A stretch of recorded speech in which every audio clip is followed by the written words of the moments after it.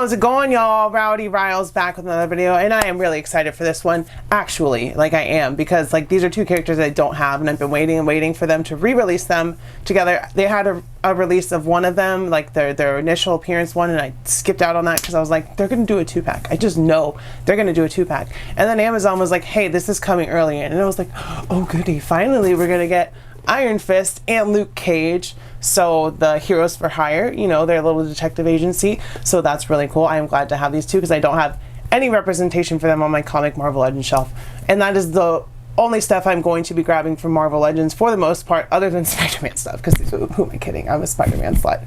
It's over 30 seconds, I can say that. So with all that being said, let's take a close look at the box and we'll get these bad boys open. So taking a look at the box, at the top you can see it says Marvel Legends, and we've got Iron Fist, Luke Cage, Marvel celebrating 85 years. Then we've got some awesome artwork of the figures, once again celebrating 85 years, Marvel logo down there at the bottom. On the back, the same artwork but bigger, and once again it says Iron Fist and Luke Cage and Marvel Legends series. And then there's a bunch of blah blah blah stuff down there. Open window on this side celebrating 85 years Marvel once again, and with all the way, actually top of the box, bottom of the box.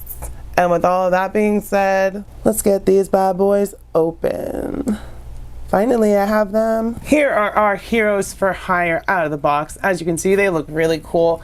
It is nice to finally have them in my collection. They are both pinless with really nice articulation. I already played with them a little bit, getting them posed up here for the little spinny table.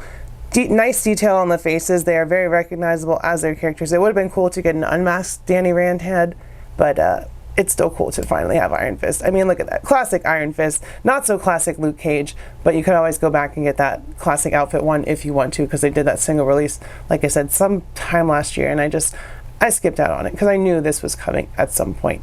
Really clean paint apps on Iron Fist, especially with that dragon on his chest. There's a couple smudges that I saw, but no really big complaints. And of course, the same for Luke Cage, but he also doesn't have very much paint.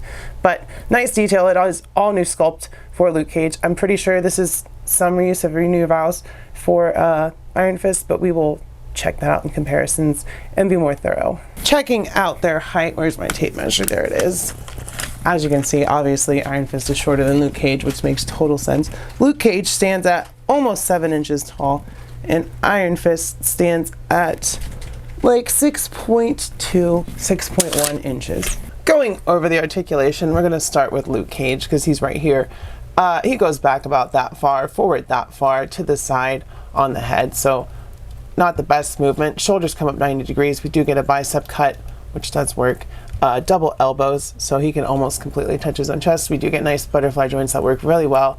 Then we get an ab crunch, no ball joint up here, which is unfortunate. Legs come forward. There is also a waist cut to the side, back, thigh cut, double knee. He can kick his own butt. And then there is no boot cut.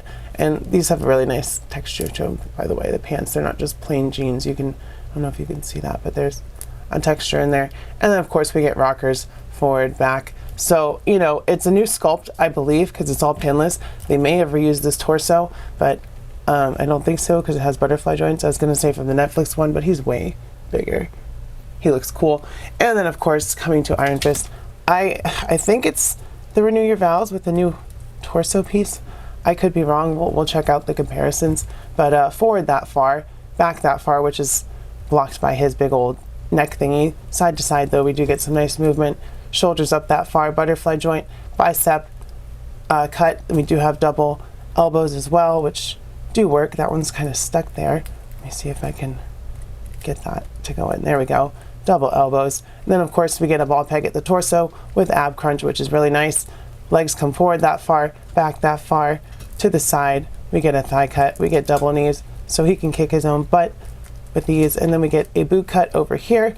And then we get rockers and toe articulation, which is why I think this is the Renew Your Vows body. I could be wrong, but the articulation on both of these figures is really nice, and it's awesome that they're both pinless, and as you can see, these butterfly joints are really smooth on both of them, so really cool. Good articulation. So let's move on to accessories. Let's start with Iron Fist. First of all, he comes with these 2 flame effects for his fist. Instead of some shiny golden fist, you actually just get these effects, which just kind of plug over his fists. And there are his quote-unquote Iron Fists, which it works. It's cool. So we do get those. And then because he's a martial artist, we get all the different hands that you could ask for. We get open hands, we get posing hands, we get palm hands. So yeah, he gets like 2, 4, 6 extra hands, which is really cool. And then we also get an alternate screaming mask, or screaming masked face, which is nice. It would have been cool to get an unmasked one, but you can even see his hair poking out of the back of both of them with the long taper for the drawstring in the back. So cool head sculpts all around. That's the accessories for Iron Fist. And then Luke Cage also gets an extra head sculpt, which I just dropped, which is really nice, and so is his main head sculpt, but this one's cool too, an angry yelling head, which is nice to have for Luke Cage because he's Power Man. He's invincible. He can punch people, beat him up, and he gets really angry and be like, I'm gonna smash you up. So he can do that. And then he gets 2 alternate hands, which are open, one of which is like a grabbing hand for whatever reason, maybe like to grab a crowbar or something. I don't know why I would need it. And then we have an open hand, and then his 2 fists, which is really cool. He has brass knuckles, and one says Luke and the other one says Cage. So yeah, that's the accessories for these 2. Let's get into first up for scale and comparison. Here they are next to Daredevil and Spider-Man because they're all street level heroes. And like I said, I do think that this is a lot of reuse, but it may not be. The legs are the same, the feet are the same. I don't think the shoulders are the same, and the arms and the upper torso. So maybe just from like here down it's reused, and then from here up it's new, because this is a new sculpt. You can see the necks are different.